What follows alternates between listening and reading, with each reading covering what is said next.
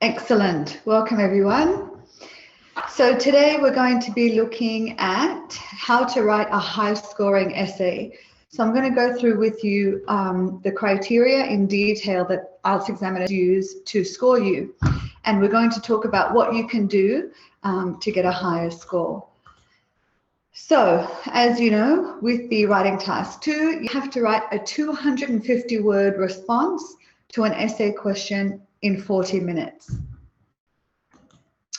So how's your essay scored? Well, it's scored according to 4 criteria. The criteria are task achievement, coherence and cohesion, lexical resource, grammatical range, and accuracy. Now, I'm sure that all sounds like a total another language to you. So we're going to look at each of these things in detail, looking at what do they mean and how can you score in each of these criteria. So the first one is task achievement. So this basically means that you answer all parts of the essay question, that you present relevant ideas that are related specifically to the essay question, that you fully explain these ideas, and then you support these ideas with relevant and specific examples. So, to score highly in task achievement, you'll need to answer the question properly. Let's look at an example. Here we have an essay question. More and more people are migrating to cities in search of a better life, but city life can be extremely difficult. Explain some of the difficulties of living in a city. How can governments make urban life better for everyone? Now, this is quite a dense question. There's a lot there. The essay question is actually asking you to do 2 things. It's asking you to talk about 1, the difficulties of urban living, and 2, what governments can do to improve urban living. So there's actually 2 questions in there that you need to answer. If you do not address both of these topics, then you're going to score 5 or below. So you need to understand how to unpack the essay question and understand exactly what is being asked of you. Sentence 1 is just a general opening sentence. It gives you an idea of what the essay is about. It's about more and more people migrating to cities. Then there's 2 questions. The first one says, explain some difficulties of living in a city. Question 1, explain the difficulties. Question 2, what can governments do to make urban life better? So you need to answer both of these questions to score highly in the task achievement criteria. Let's look at another example. Some people believe it is a good idea for students to work part-time to ensure better opportunities in the future. Others are of the opinion that a job during study distracts the individual. Discuss both views and give your opinion. So, in order to score highly in task achievement, you must answer all 3 parts of that question. Number 1, why working while studying is good. Number 2, while working while studying is bad. And number 3, your opinion. So let's have a look at the question again. Opinion number 1, some people believe it's a good idea for students to work part-time. Number 2, others are of the opinion that a job during study distracts the individual.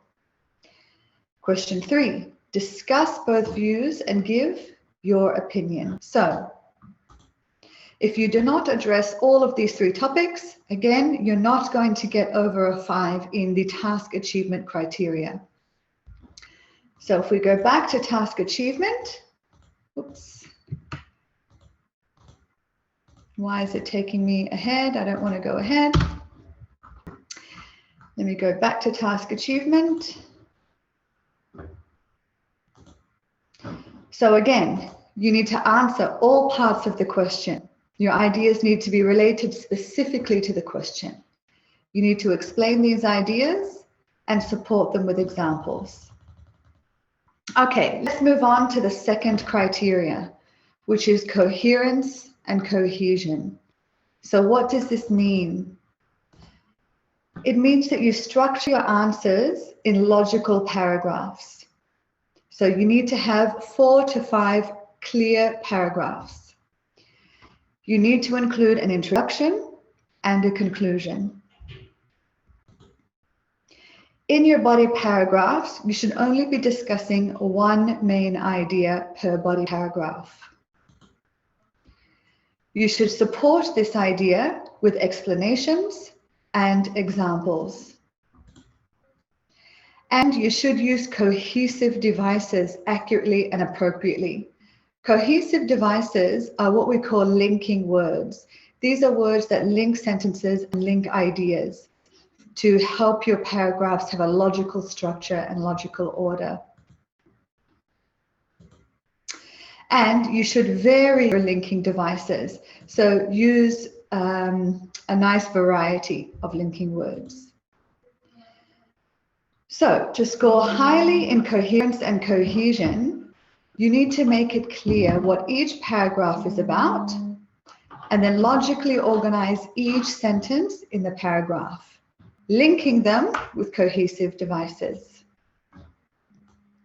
So your paragraphs should look like this. They should start with an opening sentence, which introduces the main idea. It should then follow on with an explanation of the main idea or reason why you believe this, a specific example, and then a closing sentence which repeats the main idea. Okay, so this is your paragraph structure. That is, if you follow that structure, your coherence and cohesion is going to be quite strong. Again, each paragraph should have only one main idea. A band 5 answer will have more than one idea in each paragraph. A 7 to 8 answer will have only one idea, which is explained and supported. So let's have a look at an example of each. The essay question is, more and more people are migrating to cities in search of a better life, but city life can be extremely difficult. Explain some of the difficulties of living in a city and how governments can make urban life better. So, a band 5 body paragraph. Urban living has many benefits. Access to transport is very easy. Everything is close and convenient. Schools and shops are everywhere. Living in the city has many benefits. Now, grammatically, this sentence doesn't have any mistakes. But how cohesive is it? Well, this paragraph talks about too many different ideas and doesn't support or explain any of them. So it talks about transport, everything is close and convenient, schools and shops. So here we have 3 different ideas and none of them are explained. There's no example for any of them. So in that case, this paragraph is not coherent, it's not developed. And it doesn't make any use of cohesive devices to link the sentences. It goes from one sentence to the next one without any clear relationship. So let's look at a band 7 paragraph for coherence and cohesion. Urban living has many benefits. One of them is access to transport. That's a mistake. This means that people can commute easily to and from work more efficiently and economically. For example, trains run regularly and commuters can avoid peak hour traffic. Using trains is also more affordable than the cost of petrol. Therefore, in terms of transportation, urban living provides positive options. Now, this is a much more coherent and cohesive paragraph. Firstly, it talks about only one main idea. So it talks about transport. And then every sentence in that paragraph is related to that main idea of transport. I then give a reason. Why is transport a benefit? Because people can communicate easily, it's efficient, it's economical. and then I develop it with an example. So an example of why it's efficient is because people can avoid peak hour traffic. An example of why it's economical is because it's cheaper than the cost of petrol. So the ideas are all related. It also uses cohesive devices to link the sentences. Things like urban transport has many benefits. Then I say one of them, so one of these benefits, so this sentence is clearly linked to this one, is transport. This means, again, this is a cohesive device that links the previous sentence. For example, a clear cohesive device that tells the reader an example is coming, and therefore is a linking word that shows the logical connection of this sentence to the previous one. So this paragraph would be a 7+ in coherence and cohesion. Let's move on to the third criteria, which is lexical resource. This is basically a fancy way of saying vocabulary. How well do you use vocabulary in your writing? So you should try to vary your vocabulary. Vary it, meaning use a wide variety, using accurate synonyms. Now, accurate is very important because many people use synonyms or use different words that they think have the same meaning, but actually are not really appropriate. So make sure that when you use synonyms, they're the right ones. Try to use less common words, okay? Things like, instead of old people, you could use elderly. So words that are less common, and use correct word forms. So this is where your knowledge of word forms come in handy. What's the difference between an adjective and an adverb, for example? Very important that you use them correctly. Check your work for spelling. This is the category where spelling is graded, and word formation mistakes. Some people think that using long, complicated words will get them more points. But unless you're absolutely sure that that word is appropriate and accurate, avoid using them. To get a high band score in vocabulary, you do need to use less common words, but they need to be precise. Let's have a look at an example of a band 5. The question is, some people believe it's a good idea for students to work part-time to ensure better opportunities in the future. Others are of the opinion that having a job during study distracts the individual. So here's my body paragraph. Some people believe it is good for students to work part-time for better forthcoming prospects. Students who work part-time can learn practical skills to help them in their future careers. For example, when students get a job in the future, they'll already have practical skills. That is why it is a good idea for students to work part-time. Now, grammatically, this paragraph is fine. In terms of coherence and cohesion, it's fine. It talks about one main idea and develops it. But the vocabulary is quite limited. Let's have a look at why. There's too much repetition. This first sentence is a repetition of the first sentence of the question. I haven't paraphrased. I've used the exact same words. And then here we have students, students, students, work part-time, work part-time, work part-time. Too much repetition, limited range. I haven't showed that I have a wide range of vocabulary and that I can use synonyms. Here, I've tried to use a synonym, but it's inappropriate. Instead of better opportunities in the future, I've said better forthcoming prospects. Now, although forthcoming can be a synonym for the future, it doesn't work. It doesn't sit right in this sentence. It sounds strange, it sounds non-native, and it just sounds funny. So when you're going to use synonyms, make sure they're appropriate. Let's have a look at a 7+ example for vocabulary. Some are of the belief that students should gain part-time employment to further their future career prospects. Those who do so can learn practical skills that will assist them when entering the workforce after completing their studies. For example, employers will look more highly at a candidate who has real-world experience rather than just theoretical knowledge.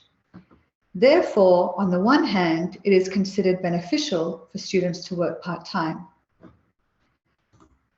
So, vocabulary would be 7+ because there are fewer errors. However, some errors are permitted. So here, for example, is a word form mistake. Some are of the believe. Believe is a noun. This should be, believe is a verb. And it should be the noun. It should be belief. Okay, so I've made a word form mistake there.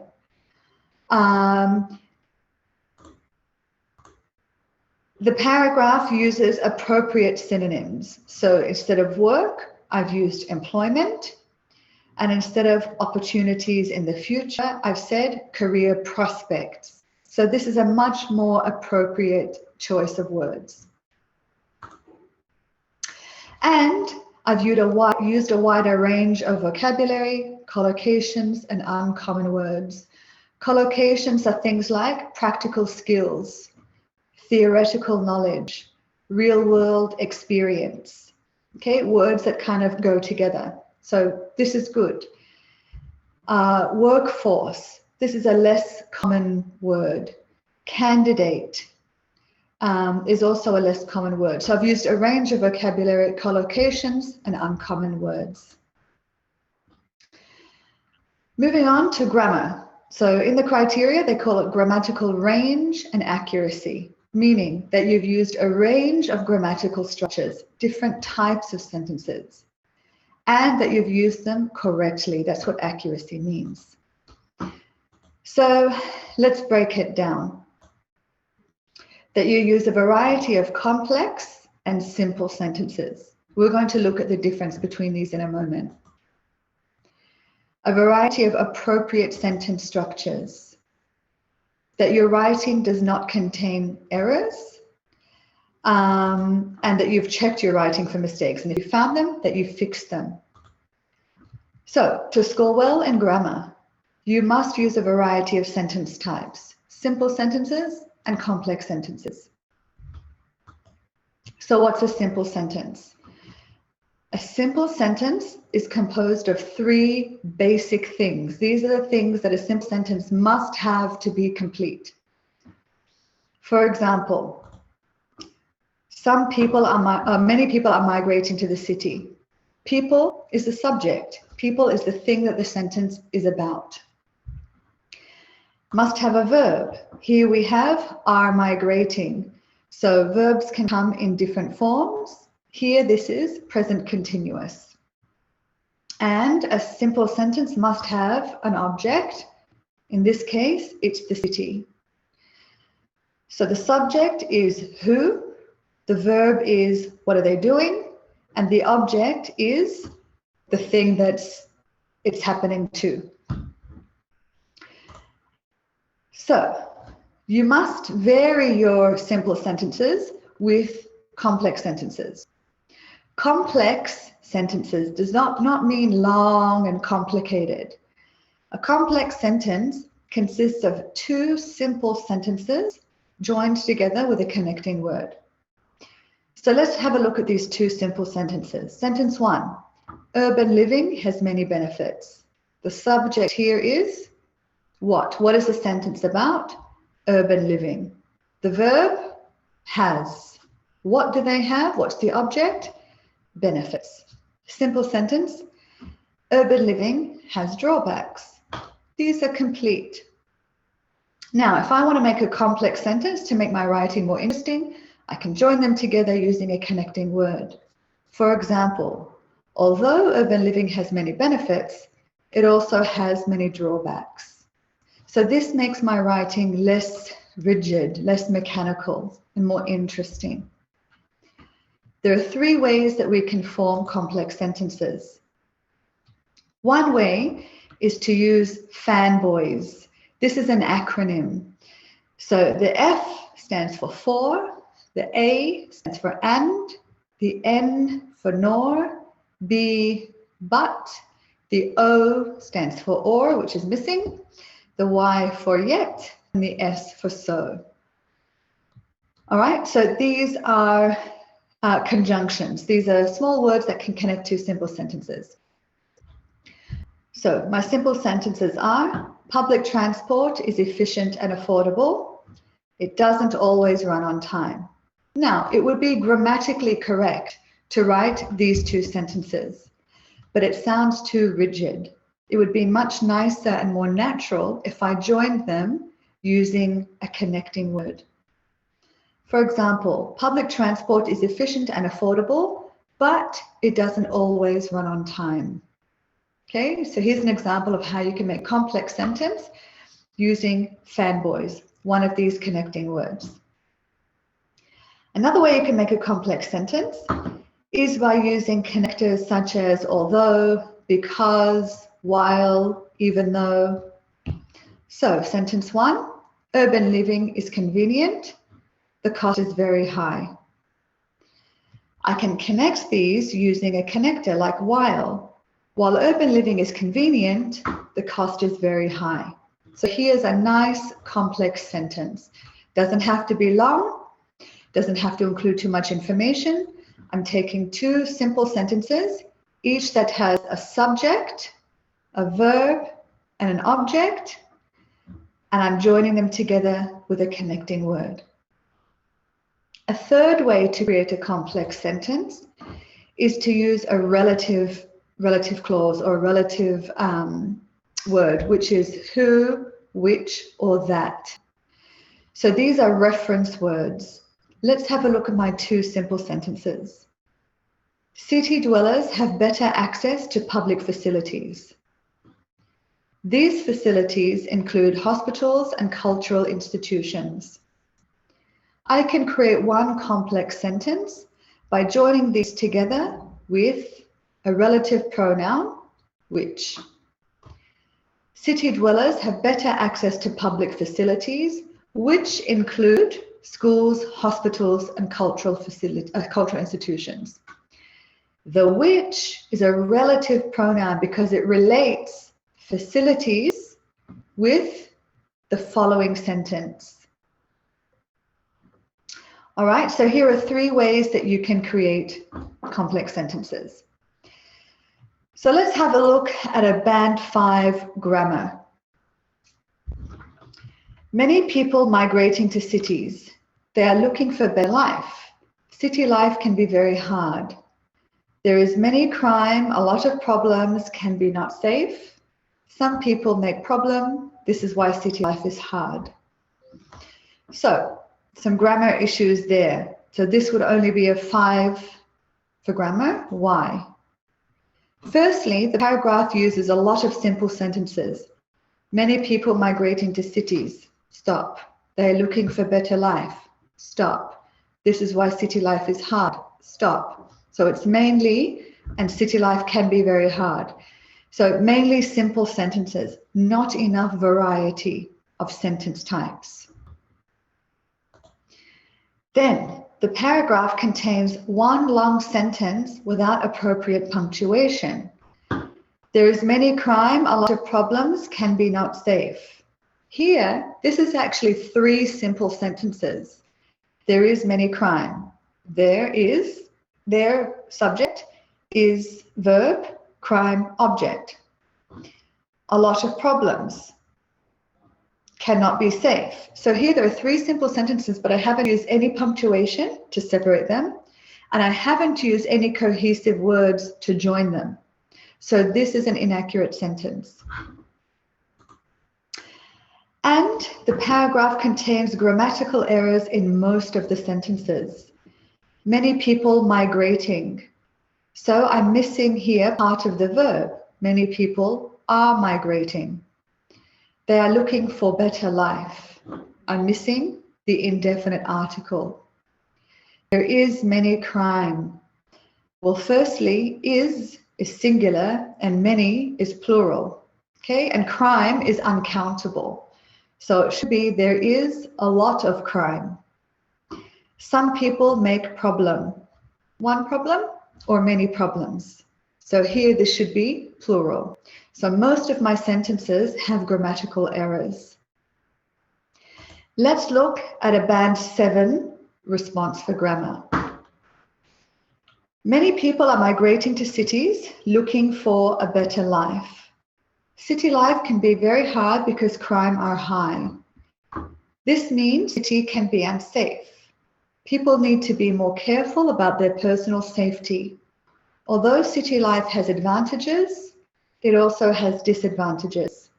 Crime is one of the factors that makes city living difficult. So, nicely cohesive. I've got here some nice cohesive devices. I've talked about one central idea in the paragraph. I've used some nice vocabulary, collocations.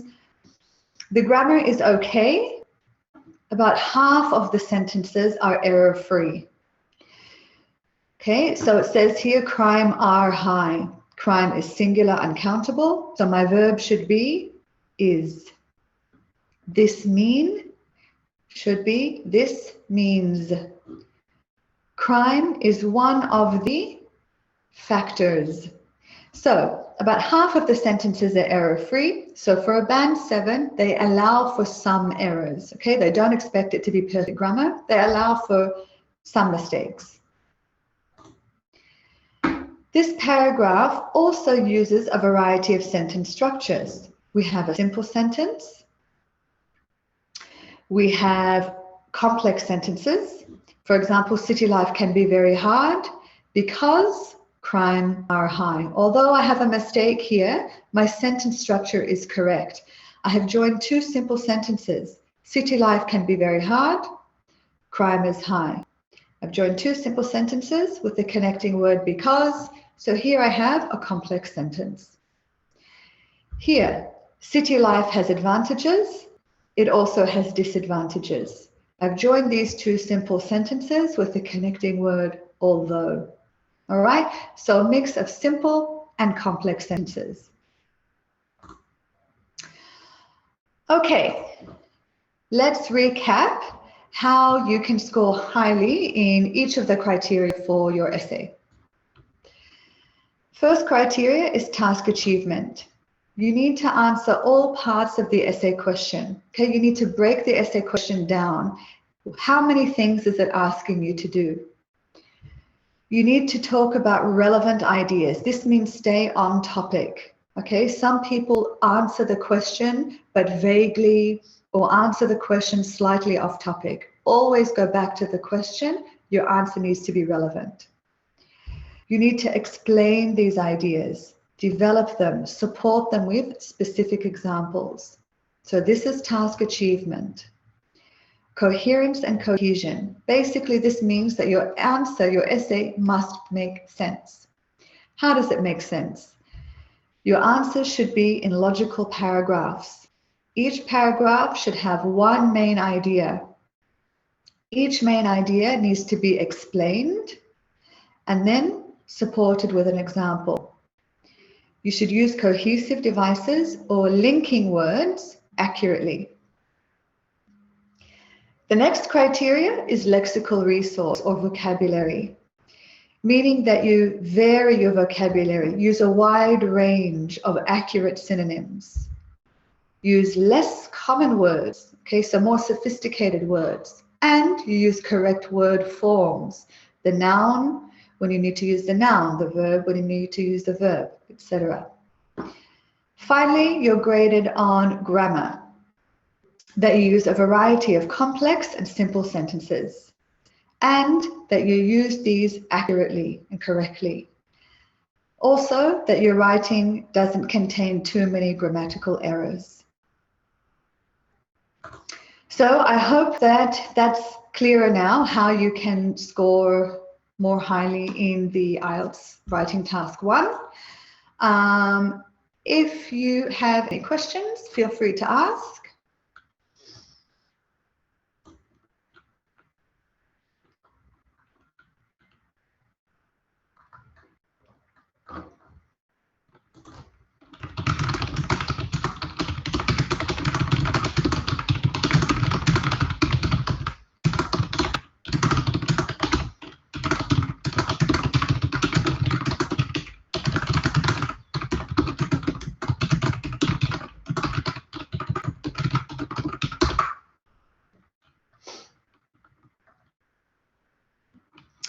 Okay, so when talking about unpacking the question, how do you know how many ideas are there?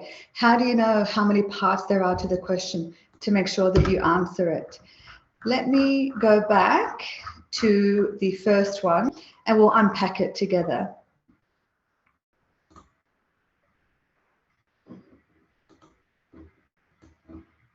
Okay, let's look at this example question. More and more people are migrating to cities in search of a better life, but city life can be extremely difficult. Explain some of the difficulties of living in a city. How can governments make urban life better? How many sentences are here? There are 3 sentences. So let's separate them. 1, 2, 3.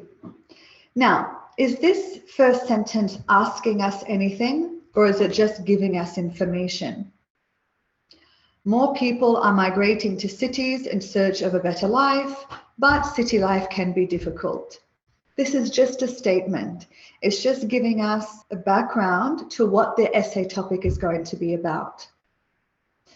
Then if we look at the second sentence, explain some of the difficulties of living in a city. Explain. This is an instruction word. It's an instruction verb. It's telling you to do something. So that's the first thing you have to do. Explain difficulties of living in a city. Paragraph 1. Let's have a look at the second sentence. How can governments make urban life better for everyone? Well, this is a question. It's asking you something. It's asking you, what can governments do to improve urban life? So this will be the second paragraph. Okay, so you need to divide the question into its different sentences and look, is there an instruction? Okay, is it giving me an instruction? And is there a question? So wherever you see an instruction and a question, you know that there are 2 things that you have to do there. Let's have a look at the second essay question.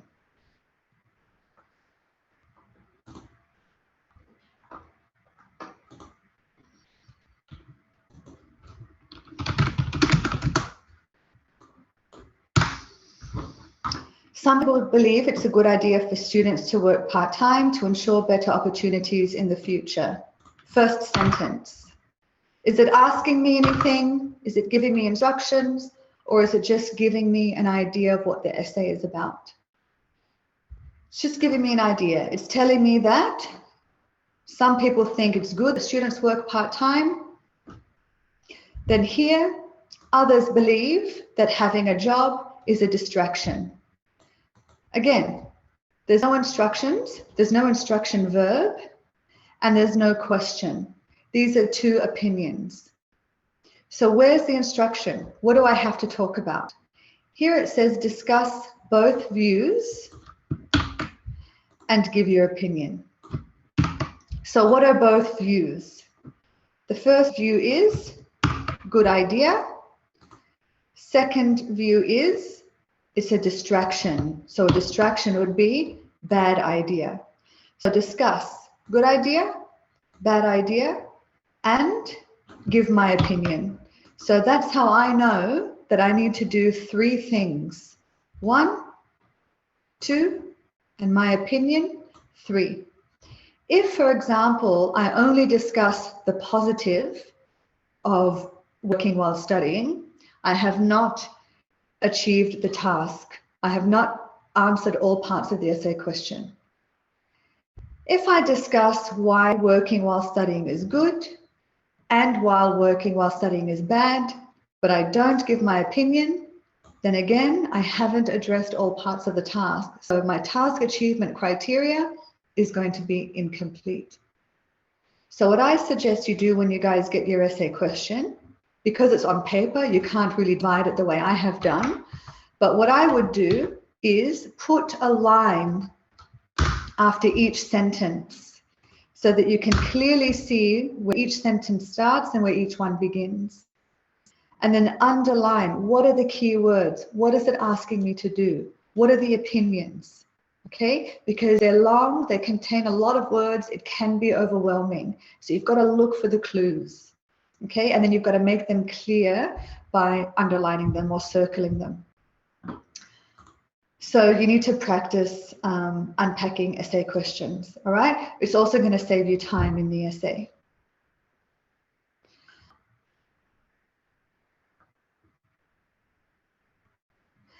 All right, another question. Let me find the example. It's related to the urban living one. So let me find that. All right, so someone's asked a very good question. Someone has said, this question is asking me to, let me just get this,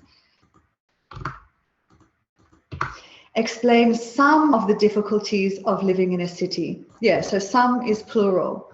And as I explained to you before, each paragraph should talk about one main idea. All right, so that's a bit contradictory. I would stick to one difficulty, okay, because they're never going to say explain a difficulty of living in a city. All right, they're going to give you the option of discussing many. But in the criteria, it clearly states each body paragraph should talk about one central topic, okay? That's how you develop a logical paragraph. If you start talking about too many different things, your body paragraph is going to lose focus and you're not going to be able to develop it properly using this structure. So remember, one main idea, explain that main idea, give an example of that main idea, and then repeat the main idea. This is how you write a coherent paragraph, and also using linking words to join these sentences. All right.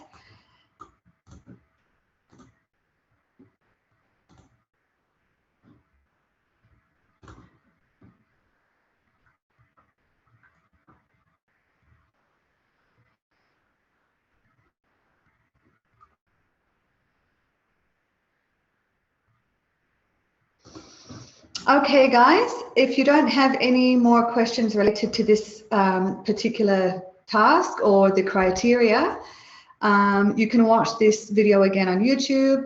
You might have to watch it again a couple of times to really understand how the essay is graded, because you're writing for criteria. Okay, so you need to keep these criteria in mind as you write your essay. All the best, good luck, and I'll see you guys soon. Bye.